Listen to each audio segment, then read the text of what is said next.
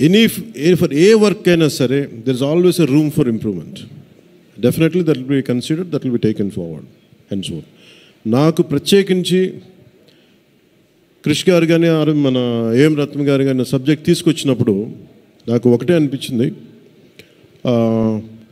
ఇది ఎలా చేయగలం. ఎందుకంటే పీరియడ్ ఫిల్మ్ నాకు ఎప్పుడూ డౌట్, నాకు బేసిక్ అంటే ఎలా చేయగలం, ఎలా సాధించగలం అంటే they came out with good concept. కొంత గుడ్ ఆర్ట్ డైరెక్ట్ని తీసుకున్నారు, మన తోట తరుణి గారిని ఇనిషియేట్ చేశారు. ఎఫెక్ట్స్ ఎలా వస్తాయి అనేది, they might be some glitches, I don't know, as అంటే ఇంటా ఉంటే నాకు అనిపించింది గ్లిచెస్ ఉండొచ్చు. Maybe it will be corrected, that's not an issue.